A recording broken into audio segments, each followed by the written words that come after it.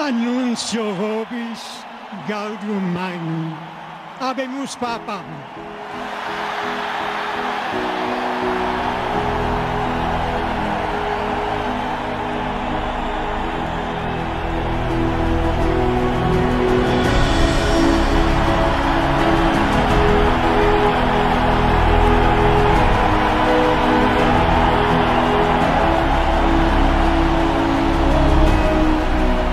Voi sapete che il dovere del conclave era di dare un vescovo a Roma.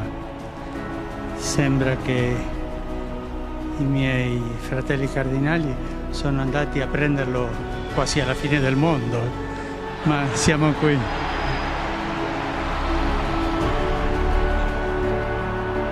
Una iglesia que no se va a quedar quieta, una iglesia no estática. Podemos estar seguros que esa va a ser la iglesia del Papa Francisco. Eso lo ha distinguido siempre a Bergoglio. Un gran jesuita, un hombre de una excelente formación y sobre todo es un hombre de acción. Si leemos los escritos del Papa Francisco, vamos a ver siempre esa preocupación de ir a las fronteras de la pobreza, de la exclusión, de los que están más alejados de Dios. Él siempre fue una persona que tuvo mucho coraje y mucha valentía para plantearse frente a los poderosos y decir lo que pensaba. La voz de los que no tenían voz era el cardenal Bergoglio. Un hombre, una especie de santo del desierto y un gran gestor brillante, una mezcla que normalmente no es tan común que se dé las dos cosas, ¿no? El Papa Francisco, cuya vida ha sido ejemplar, es precisamente la persona que requiere la nueva evangelización. Se ha convertido en un modelo para los millones de católicos en todo el mundo.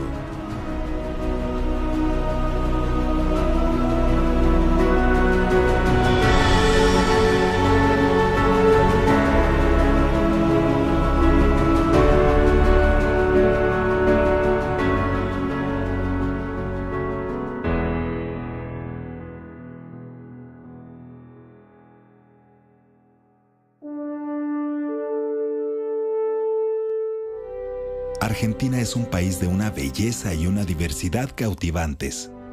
Allí se pueden encontrar algunas de las montañas más altas del mundo, praderas muy extensas y cataratas que quitan el aliento.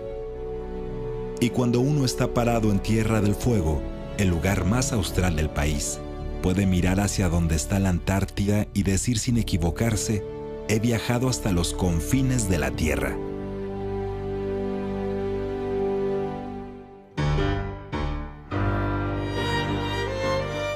Pero el corazón cultural de Argentina es Buenos Aires, conocida como la París de Sudamérica. Es una ciudad cosmopolita que se destaca por el estilo europeo de su arquitectura y su rica vida cultural. Pero también es una ciudad de contrastes marcados, donde la pobreza y la delincuencia consumen a barrios enteros.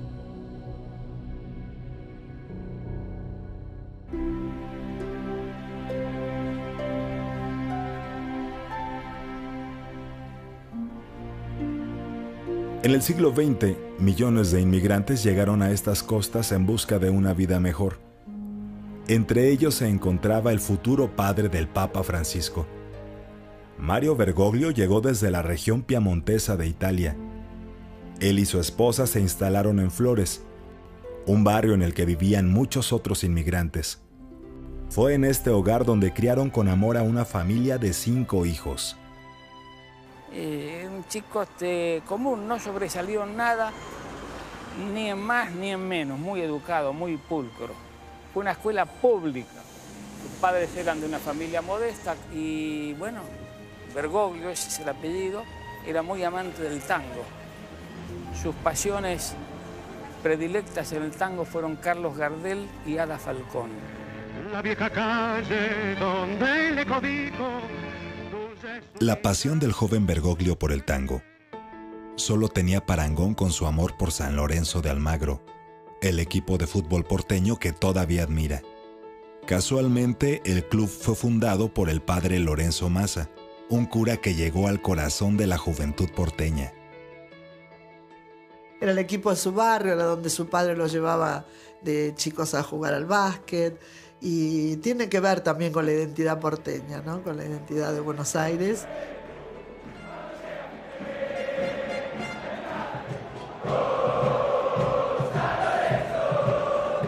Al joven Jorge le gustaba el fútbol, el tango y pasar el tiempo con sus amigos. También tenía una novia con la que le gustaba pasar el tiempo. Pero una tarde, inesperadamente, descubrió las semillas de la vocación religiosa exactamente aquí, la Basílica de San José de Flores. Sintió que Dios iba a la búsqueda de él, ¿no? Fue un momento. Cuenta que él iba a ir a salir a una excursión con sus amigos. Antes de eso va a una iglesia y se confiesa, y en ese momento, con un sacerdote de mucha espiritualidad, en ese momento siente tan fuerte la vocación que no sale con sus amigos, porque ya no, como que su vida había hecho un cambio.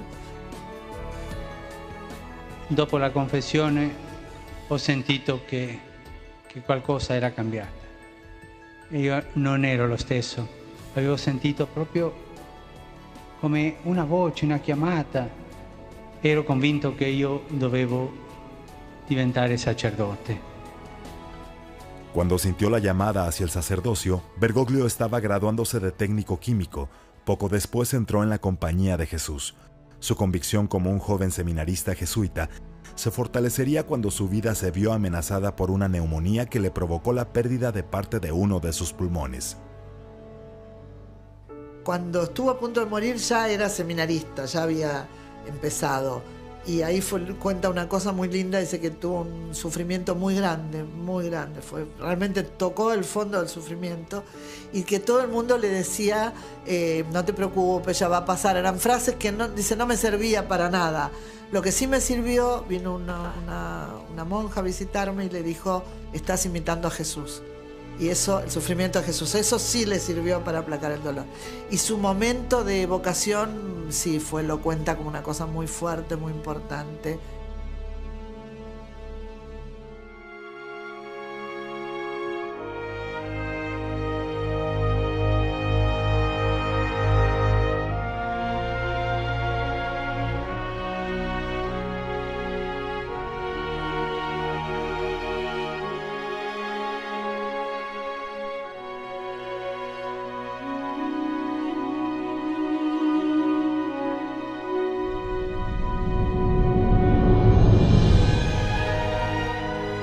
Más de 4 décadas después de que entró por primera vez al seminario, el arzobispo Jorge Bergoglio de Buenos Aires ascendió al Colegio de Cardenales de la mano del Papa Juan Pablo II en la Plaza de San Pedro.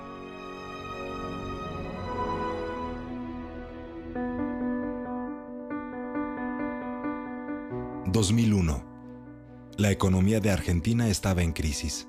Devaluación, altos niveles de desempleo, un gobierno derrocado, disturbios en las calles. Para el cardenal Bergoglio, su tarea era simple: proteger a los inocentes y reconfortar a los que sufrían. Pedimos ser custodios de nuestros hermanos que están pasando por momentos difíciles y no tienen qué comer, son desalojados, no tienen techo, los hermanos que están solos. Hacer la paz es hacernos cargo de esos hermanos. Cuando ya olvidamos a los hermanos que están sufriendo, ya sembramos una semilla de violencia.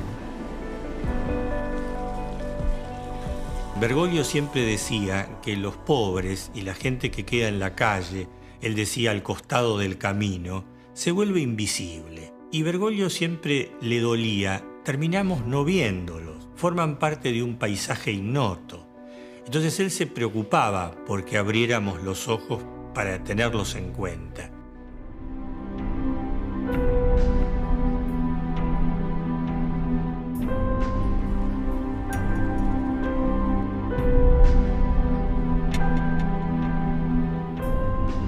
Yo estaba acá sentada. Adiós, padre, y me bajaba y le saludaba. Y se iba él. Y me decía a lo último, rece por mí. Aleluya. Es que siempre le digo lo mismo, porque él siempre me decía, reza por mí.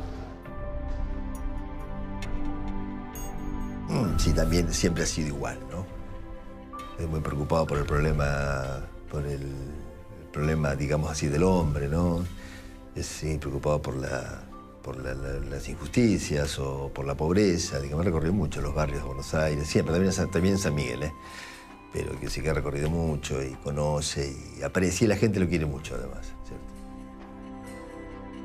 La verdad es que él fue siempre una persona que le gustó conocer la realidad caminándola. Uno lo encontraba en los barrios, nunca fue un sacerdote de escritorio. Para mí, especialmente, era una persona común y corriente porque yo viajaba con él en el subte, hablaba con él y venía en la parroquia, salíamos a caminar en los pasillos con él. Entonces era nuestro cura, uno más de los curas del barrio, uno más el cura villero para nosotros. La verdad me duele haberlo perdido. Digo cualquier cosa y le llama a Bergoglio, que Bergoglio siempre da una mano, que Bergoglio siempre está escuchando. Bergoglio tenía una frase que usó más de una vez: la iglesia tiene que estar en las fronteras. Entonces a los sacerdotes le decía: no tienen que llamar a la gente a los templos, sino salir ustedes a donde está la gente.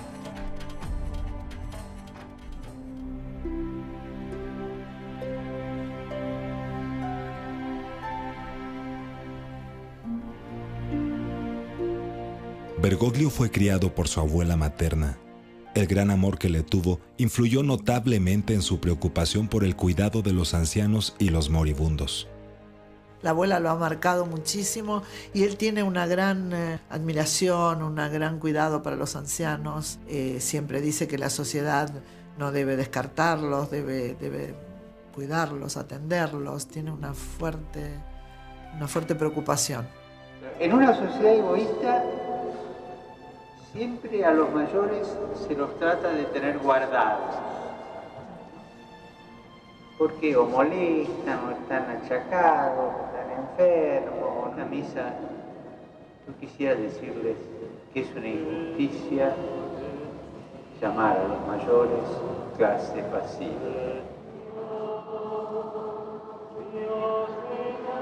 La coherencia de sus valores católicos es intachable. Su defensa de los pobres, los que aún no han nacido, y la santidad del matrimonio despertó la ira de las élites políticas argentinas. El Papa Francisco tiene un gran problema con la estructura de los gobiernos, sobre todo con el de Argentina, que tiene cierto espíritu empresarial. Allí los dirigentes viven muy ostentosamente, mientras los pobres sufren de la miseria y de una gran exclusión. El cardenal Bergoglio se oponía precisamente a eso. Cuando Néstor y Cristina Kirchner promovieron la legalización del matrimonio entre personas del mismo sexo en Argentina, Bergoglio se opuso y señaló que todos los niños merecen una madre y un padre. La presidenta Cristina Kirchner se enfureció ante su oposición a la ley y lo injurió, acusándolo de llevar a cabo una inquisición moderna.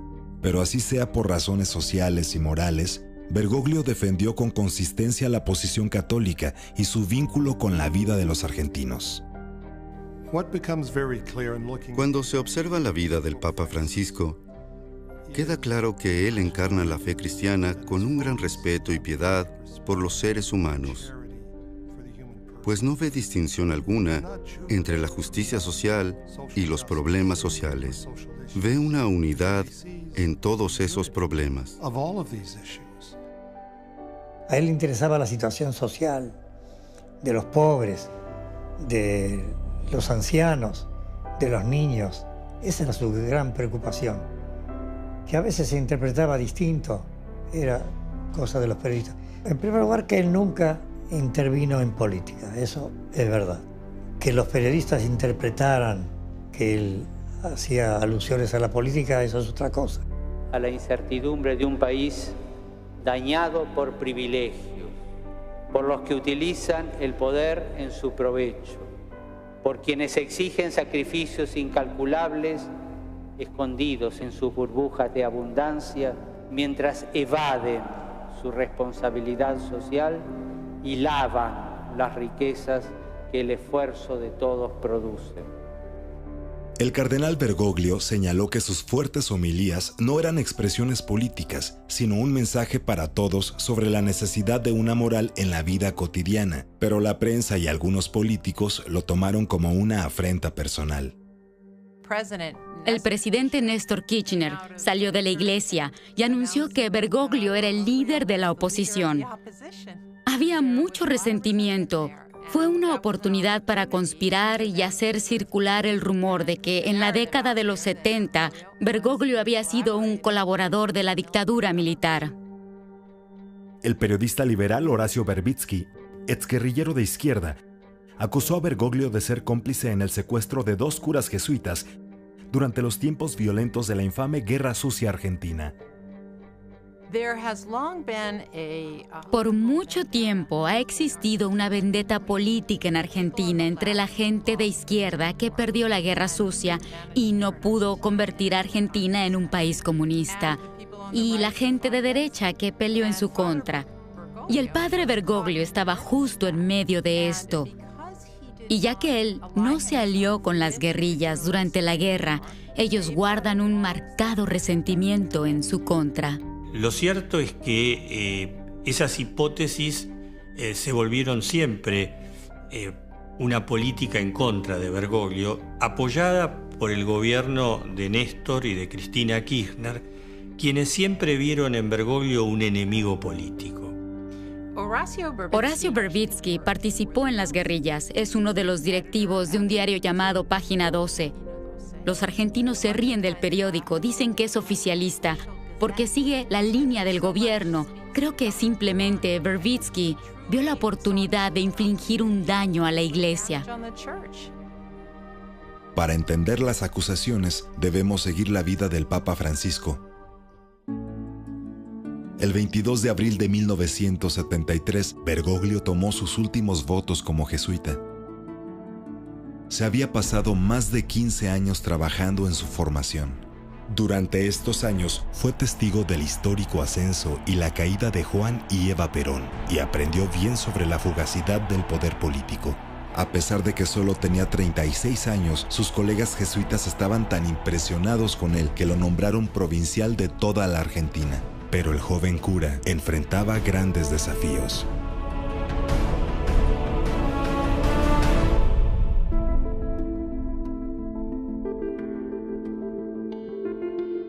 Era un momento muy difícil porque en el 73, en ese año, si no me falla la memoria, tuvimos 4 presidentes y en el 76 los militares toman el poder.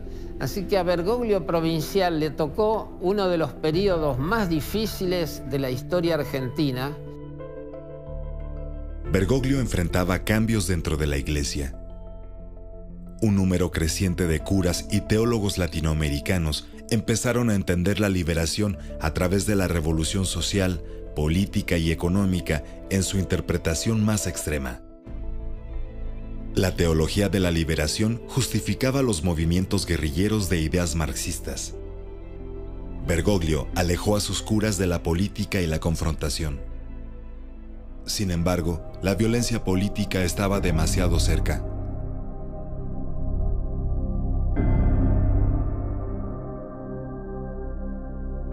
La nueva dictadura militar del general Videla se oponía a los grupos guerrilleros marxistas y a los sindicatos. La Junta se dispuso a eliminar despiadadamente a sus enemigos. La violencia que siguió se conoce como la Guerra Sucia que desgarró al país. Horacio Verbitsky aseguró que Bergoglio hizo oídos sordos ante el secuestro de 2 jesuitas en 1976 porque no estaba de acuerdo con su compromiso político. Ellos no aceptaron las directivas de Bergoglio como superior, que tenían que retirarse del lugar donde estaban, porque no les podía ofrecer garantías de seguridad frente a la problemática que se planteaba con los secuestros de personas durante la dictadura militar, pero ellos no estuvieron de acuerdo y prefirieron alejarse de la compañía, dejar de ser jesuitas para seguir en la acción pastoral y política donde estaban. Al poco tiempo ellos son secuestrados por las fuerzas militares y son apresados y torturados. Bergoglio hizo que el capellán del dictador dijera que estaba enfermo para que él mismo pudiera ir a ver al dictador y pedirle que liberara a esos jesuitas. Uno de los padres secuestrados, el padre Francisco Jalix, negó las acusaciones diciendo: el hecho es que Orlando Iorio y yo no fuimos denunciados por el padre Bergoglio.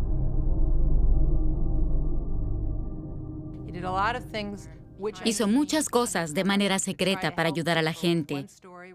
Según cuentan, una vez le dio su ropa y su documento de identidad a alguien perseguido por los militares para que pudiera cruzar la frontera y abandonar el país. Quería ayudar a los otros desde una perspectiva humanitaria.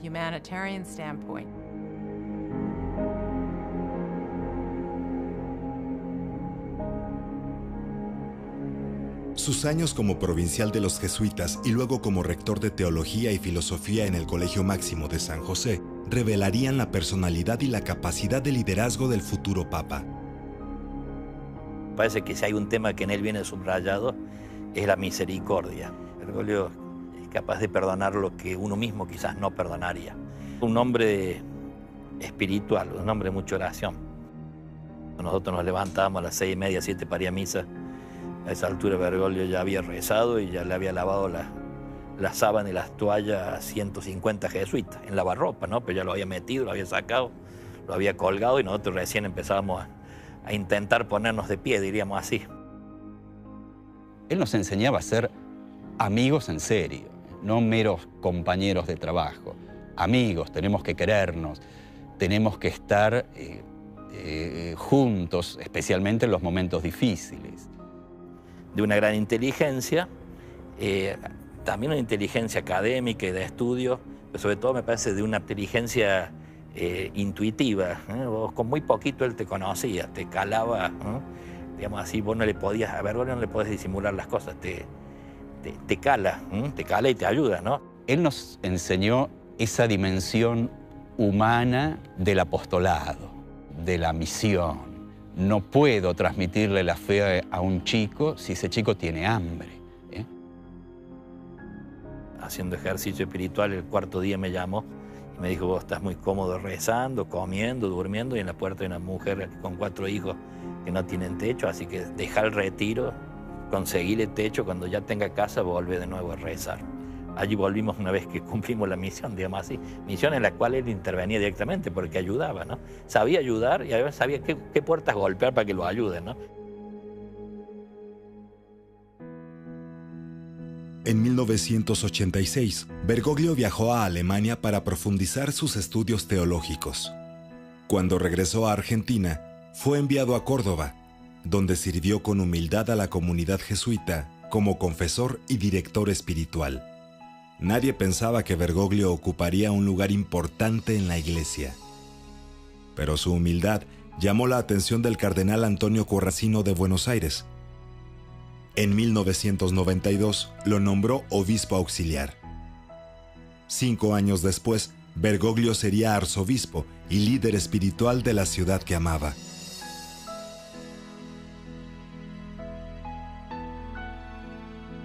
Había recibido una casa muy grande, muy capaz, muy linda en su calidad de obispo, pero que la había recorrido y la encontró llena de elementos, frazadas, alimentos no perecederos. Entonces, ¿qué hizo? Salía con las mantas, los elementos y los iba repartiendo. El Señor viene a inaugurar su reino. Con su humildad y mansedumbre nos desinstala de todo sueño cómodo de poder y vanidad eclesiásticos y nos invita a volvernos disponibles a estar al servicio de los demás. Y era el arzobispo de Buenos Aires, la máxima autoridad de la Iglesia argentina. Y el primer impacto fue que él atendió personalmente al teléfono, sin secretarias. Eso fue un impacto, dijimos, pero a tal punto que los colegas extranjeros me preguntaban: ¿pero estás segura que es el cardenal? ¿No será un asistente? Todos lo hemos encontrado por las calles de Buenos Aires. Yo lo encontré en el subterráneo, en el metro, más de una vez, y intercambiamos unas conversaciones. Era un hombre que nunca tuvo automóvil cuando fue arzobispo, y nunca aceptó que se lo llevara en taxi o en coche a ningún lado, porque él decía, los medios públicos a mí me permiten encontrarme con la gente y entender lo que la gente está viviendo.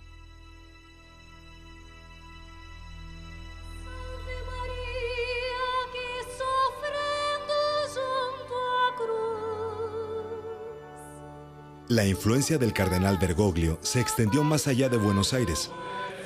Cuando Benedicto XVI fue a Aparecida, Brasil, Bergoglio estuvo a cargo de redactar uno de los documentos más importantes de la Iglesia en el Nuevo Mundo. Yo tuve el gran gusto de conocerlo en Aparecida, Brasil, cuando hubo la reunión del CELAM. Son personas como él, que yo he visto pocas, de que dan elementos tan profundos, pero de una manera tan sencilla, tan actual, rompía esquemas, digamos así, protocolos, te contaba la anécdota, te contaba y te iba poniendo el mensaje importante en el corazón. Pero su trabajo pastoral en Buenos Aires fue aún mucho más poderoso que sus palabras. Que para él el centro de Buenos Aires no era la Plaza de Mayo, donde estaba o reside el poder, sino más bien la periferia de la ciudad. Él, como obispo de Buenos Aires, buscó siempre que esos lugares un poco olvidados por el poder sean realmente el centro. Eso no solamente ayudó a que la gente de estos barrios viva mejor, sino también a que el resto de la ciudad de Buenos Aires mire a estos barrios de otra manera. Yo le digo, ¿por qué venís a la villa? Son esas preguntas que yo siempre le hago. ¿Para qué venís en la villa? ¿Por qué venís en la villa? Y él decía que le gusta tener a los pobres cerca, porque los pobres le ofrece el corazón. En su labor para revitalizar la Villa 21, un barrio marginal en donde los taxis no se atreven a entrar y la policía tampoco se anima, el padre Di Paola, que trabajaba allí para Bergoglio, fue amenazado por la mafia de la droga. Entonces fui el otro día y dije, mire, carnal, me han amenazado de muerte. Y creo que puede ser serio. Bueno, entonces él se agarró la cabeza, me acuerdo que se sentó, y me acuerdo la frase primera que le salió fue decirme, la verdad que le voy a pedir a Dios que si tiene que pasar algo, me pase a mí y no a vos, me dijo. De inmediato, Bergoglio se aseguró de que todo el mundo conociera la labor de Di Paola, haciendo públicas las amenazas. El respaldo público salvó la vida de Di Paola. Así que realmente fueron momentos difíciles, pero uno nunca se sintió solo, porque los amigos, la gente de la villa, la gente también de otros lados, la gente de la sociedad en general y sobre todo el obispo, estaba al lado de uno. Fui viendo desde adentro. La Arquidiócesis de Buenos Aires, una arquidiócesis muy compleja, muy grande, como toda ciudad, apoyó un montón de cosas que otros sacerdotes y otras pastorales hicieron, en la cárcel, con los chicos de la calle, con un montón de iniciativas, bueno, adquirieron una dinámica bastante fuerte en la arquidiócesis. Eso lo ha distinguido siempre a Bergoglio. Yo nunca lo definiría como un intelectual. Es un hombre de acción. No es un hombre al que le preocupe la cultura como algo académico. Curiosamente, respetaba mucho ese trabajo, pero no era su prioridad. Su prioridad era la acción social. En esta ciudad se explota a trabajadores en talleres clandestinos. En esta ciudad se rapta a las mujeres y a las chicas. Y se las somete al uso y al abuso de su cuerpo. Se las destruye en su dignidad. No gastemos nuestra ternura en cuidar y atender mascotas, dejando de lado el hambre de los chicos. Pero todos tenemos que luchar por nuestros valores y por defender el hogar, por defender la vida, por defender los valores cristianos, por defender nuestros chicos, por defender a los chicos que están por venir, por defender a nuestros ancianos, por defender a nuestros enfermos. Hoy yo he venido acá para dar un signo de que tenemos que luchar para defender y acompañar a nuestros enfermos. Alguien me preguntó cuál sería la cualidad más destacable. Es difícil, pero una es la sensibilidad. Estar atento al otro, estar sensible, escuchar lo que necesita el otro. Él trabajó mucho en las cárceles, no se sabía mucho. Iba mucho a los hospitales, iba a los hogares de ancianos. Entonces hacia un acercamiento al que lo necesita.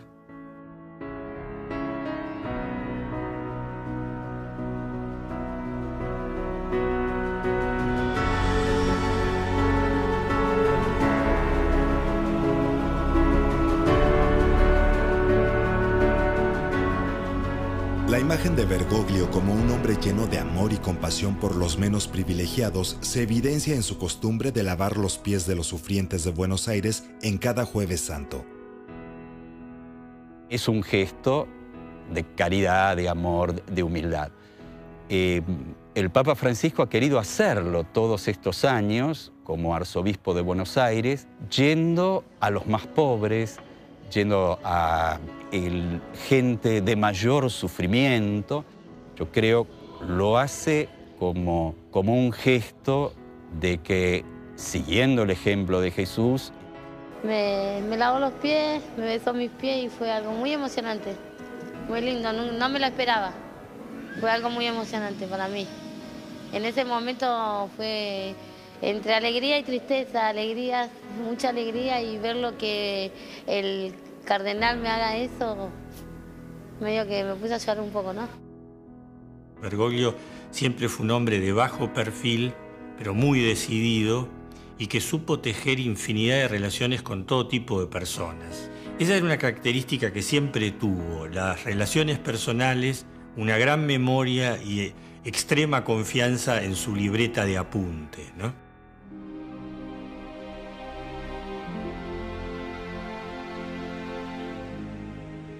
Bueno, una vez preguntó lo que es muy común acá en Argentina, y especialmente en Buenos Aires, ¿de qué equipo sos? O sea, simpatizante de quién eres. Entonces, el de San Lorenzo, y yo dije de River. Bueno, cuando River no iba tan bien y San Lorenzo iba bien, comenzaron algunas chanzas por parte de él, y vi, bueno, aquí hay un hombre distinto, un hombre que se trata de acercar al prójimo, un hombre con quien podemos empezar a caminar, sentir lentamente una senda de acercamiento profundo. De las reuniones privadas entre Bergoglio y el rabino Skorka surgió el exitoso libro Sobre el cielo y la tierra que ambos coescribieron. Nos sentíamos comprometidos, primero a mostrar que podemos caminar juntos, que debemos caminar juntos, cada uno con su identidad, pero para tratar de formar un mensaje de espiritualidad, de paz para Argentina, para la ciudad de Buenos Aires y en un momento para el mundo.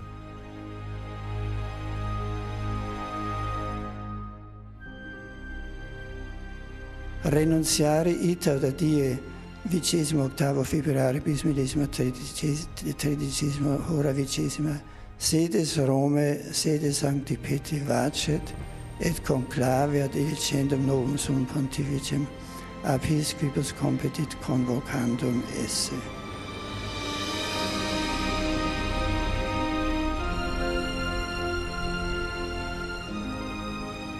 Cuando supe que el Santo Padre había renunciado, mi primera reacción era que no era capaz de creer que fuera posible. Y luego también me di cuenta que tendría que participar en un cónclave muy pronto para seleccionar el nuevo Santo Padre, y empezamos a rezar y pensar en eso. Padre nostro que sei nei cieli. Nos invitó a rezar con él las oraciones de siempre, las oraciones que todos como católicos conocemos, el Ave María, el Padre Nuestro. Y para mí eso fue un momento emocionante, ¿no? Pensar que el hombre más sabio, más instruido, rezando estas oraciones junto con el campesino analfabeto, el niño, el abuelito, oraciones que nos unen a todos. El cónclave produjo no solo un cambio, sino una continuación. Lo que es verdaderamente profundo en la elección del Papa Francisco es que parece que los cardenales del cónclave se hubieran basado en la encíclica sobre la caridad de Benedicto, pues la vida de Francisco encarna la misión caritativa de la Iglesia.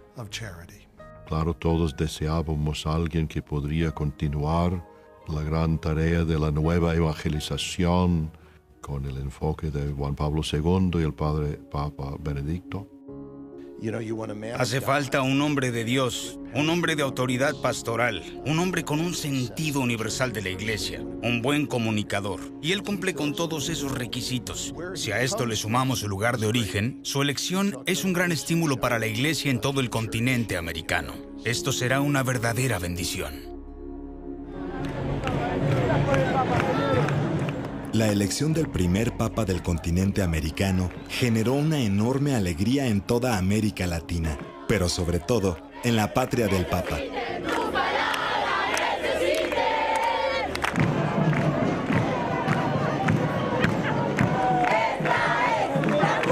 la verdad que es una inmensa alegría que tengamos un papa argentino, un papa latinoamericano, el primero en la historia. Y la verdad es un orgullo para uno ser joven y vivir este momento junto a nuestros amigos y con toda la iglesia también.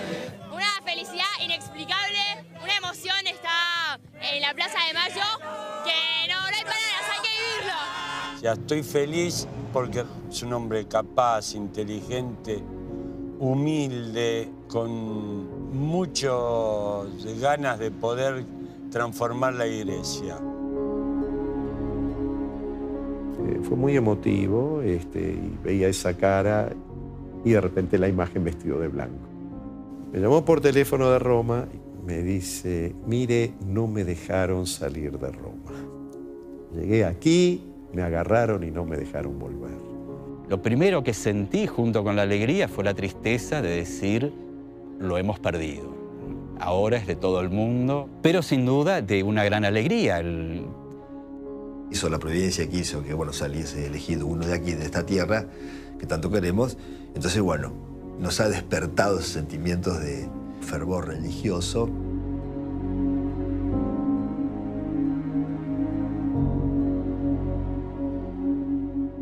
Lo que se resolvió en la reunión de labor ayer, lo cumplí. La senadora Liliana Negrete Alonso, que siempre apoyó a Bergoglio durante el arduo debate sobre el matrimonio entre personas del mismo sexo y el aborto, estaba hablando en el Senado argentino cuando llegó la noticia sobre el nuevo papa. Sí, pido una interrupción, disculpen, no puedo seguir hablando, estoy sumamente emocionada. Como católica, como argentina, los católicos del mundo, y les pido disculpas los que no lo son, tenemos nuestro nuevo jefe, y como argentino me siento sumamente orgullosa de un héroe, un mártir, un hombre que ha dado su vida por la iglesia, perseverancia, lealtad. Me pongo de pie simbólicamente ante el nuevo soberano de la Iglesia Católica, ante el sucesor de Pedro, ante el representante de Cristo en la tierra, y se me hincha el corazón de orgullo porque un hermano argentino ha llegado a ocupar el lugar. Gracias, presidente. Muchas gracias, senadora. Disculpen esta breve interrupción. Muchas gracias. Fue vituperado, fue insultado, fue mancillado, y de golpe el Señor lo pone en ese lugar, en sucesor de Cristo, sucesor de Pedro en la tierra. Me fui a mi oficina a llorar de la alegría y a darle gracias a Dios porque lo había compensado realmente a esa persona que había sufrido en carne propia las llagas del Calvario. Siempre dispuesto al perdón. Y a pesar de los ataques previos que fueron bien documentados, el Papa recibió a la presidenta argentina Cristina Kirchner en su primera reunión con un jefe de Estado. Él también fue muy humilde y demostró, vio lo que él dice, perdón, perdón, perdón y olvido. Él lo testimonió con la presidenta porque él le pidió 14 audiencias. Nunca lo recibió. 14 audiencias. 11 Te Deum fuera de la Argentina para no enfrentárselo a él. Y sin embargo él le da, en vez de darle una visita solo protocolar, la recibe en ese almuerzo de 2 horas y pico, sin prensa, sin protocolo, sin rencores. El entusiasmo fue mayor en aquellos por los que Francisco sentía más afecto. Sobresalté en la cama, me puse a llorar como una Magdalena. Mucho escalofrío, ay, qué buena emoción. Fue una alegría porque al saber que se me cruzó lo primero, me lavó los pies a mí, Bergoglio, le digo yo, y ahora es Papa, le digo yo. Y bueno, ya está, ya hay una alegría grande, tiene una sensación de que este es el Papa de las villas, así lo nombran, así nos regalaron ahí un cartel en la capilla nuestra, nos trajeron de la Villa 21. La identificación de él con las villas, yo digo, hay una realidad, los sectores más populares en este momento están muy contentos de la elección de Francisco. En los días que siguieron a su elección, todos querían ser parte del momento histórico, incluso el club deportivo que el Papa había seguido desde su infancia. El Papa fue elegido Papa un día miércoles y San Lorenzo jugaba el sábado o el domingo siguiente en Colón, en la provincia de Santa Fe, con Colón de Santa Fe. Entonces, algo alegórico a él teníamos que poner en la camiseta. Entonces, pedimos autorizaciones a la AFA, nos autorizó por única vez a colocarle Papa Francisco y su foto. Para nosotros es algo tremendamente importante. No solamente San Lorenzo de Almagro, si bien es un club grande de la República Argentina, no es tan conocido como a partir de ahora del Papa. Ha tenido una trascendencia tremenda y bueno, para nosotros creo que colmó todas las expectativas y nos superó totalmente, realmente.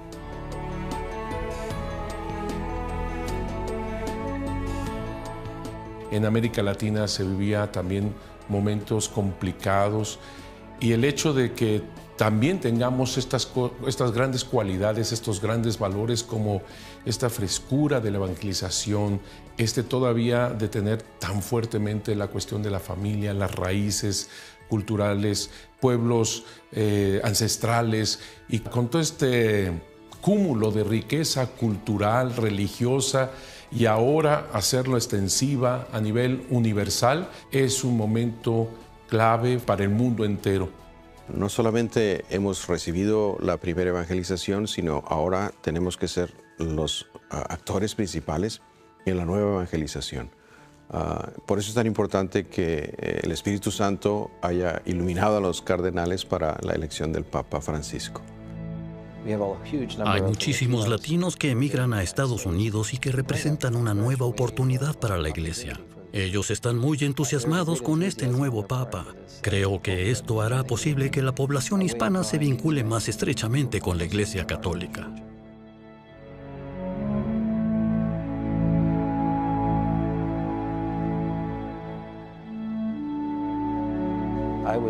Me dejó impresionado su voluntad de no dejarse influenciar por su nuevo puesto y por seguir siendo él mismo, pero al servicio del papado. Quería ser algo más que el Papa, quería ser un ser humano. Pagó sus propios gastos y desde el balcón de San Pedro pidió a las personas que hicieran una oración. Espero que siga ejerciendo su individualidad mientras sea Papa. Este Papa es alguien que nos enseña con la forma en la que lleva su vida y con el lenguaje que usa para dirigirse a las personas comunes y corrientes. Colegio Máximo, buenas tardes. Él dijo, hola, habla Jorge. Cuando me dijo Jorge, yo le dije, ¿el Papa? Y él me dijo, sí. ¿Cómo me conoció la voz? Y le digo, ¿cómo no le voy a conocer la voz? ¿No? Re humilde él. Y bueno, él dice, lo llamo el Papa, muy sorprendida. Y bueno, pásemelo. Y bueno, le dice feliz cumpleaños. Y bueno, digo, ¿qué tal Jorge? Bueno, Francisco le dije ahora. Pero ya sé que le gusta que lo llamen Jorge, así como siempre. Por lo tanto, muy cercano con muchas personas que se acuerdan del día del cumpleaños. Y sí, también, aun siendo Papa, se acordó que ese año cumplía años yo. Ha salido algo que él lo ha vivido desde siempre, ¿no? Esa alegría de estar con la gente. Yo creo que él ahora entiende que su ministerio petrino, es para la gente. En los días que siguieron a su elección, el mundo se preguntaba qué podía esperar de este papa simple y humilde. Esta es la gran pregunta a la que no considero tener la suficiente autoridad, así que me tengo que remitir a las palabras de él. Una iglesia que no se va a quedar quieta, una iglesia no estática. Podemos estar seguros que esa va a ser la iglesia del Papa Francisco.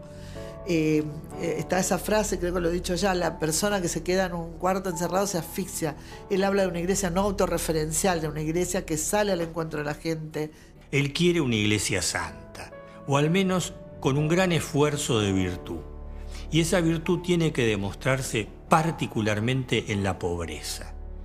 Por eso la elección del nombre de Francisco.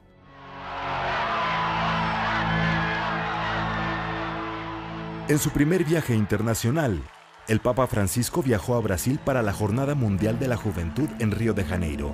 Ahí le dio la bienvenida a millones de jóvenes, retándoles a descubrir el poder transformativo de su fe católica. Já está sentindo o espírito da jornada muito forte nas pessoas, elas te olham diferente quando te veem com o kit. A gente sente realmente que é uma alegria receber os peregrinos e receber o Papa. Essa emoção é muito grande ter um Papa dos pobres, um Papa que vai ao encontro da juventude, que anda na chuva, que pisa no chão sujo, que pisa nesse chão banhado de sangue, que muitas vezes sangue da nossa juventude. Foi uma semana excelente, teve um astral muito bom, eu pude sentir uma paz assim que eu nunca senti há muitos anos, assim. Eu que sou uma pessoa até nova, assim, mas eu nunca havia visto aqui no Rio uma coisa tão maravilhosa como eu estou vendo agora. Un papa de no solo Argentina, un papa no solo de América Latina, un papa del Nuevo Mundo, de la América, de la Iglesia in América, que había soñado Juan Pablo II. No me cabe la menor duda de que la elección del Papa Francisco ha significado que el líder espiritual más importante del planeta esté ahora del lado de los pobres y esté a todos nosotros despertándonos a la conciencia de lo que significan los pobres como prójimos, como aquellos que están inmediatamente cercanos a nosotros. Y por tanto, creo que el Papa va a marcar sin duda un despertar, una nueva era de la caridad en el mundo.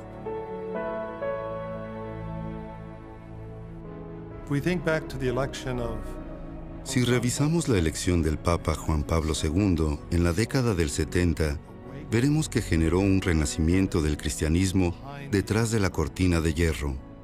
Hoy, el gran desafío es cómo encaramos la nueva globalización de la Iglesia en un mundo en el que una vasta mayoría de los católicos, hoy en día, viven en la pobreza. Ahora, con la elección del primer Papa del hemisferio occidental, es posible que el Papa Francisco haga por el hemisferio occidental lo mismo que Juan Pablo II hizo por Europa y el bloque sovietico.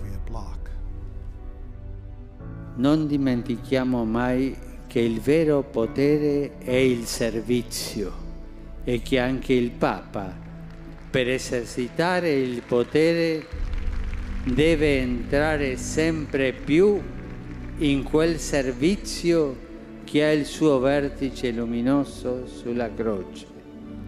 Deve guardare al servizio umile, concreto, ricco di fede di San Giuseppe e come lui aprire le braccia per custodire tutto il popolo di Dio e accogliere con affetto e tenerezza la intera umanità, specie i più poveri, i più deboli, i più piccoli, quelle che Matteo descrive nel giudizio finale sulla carità. Chi ha fame, sete, chi è straniero, nudo, malato, in carcere. Solo qui serve con amore sa custodire.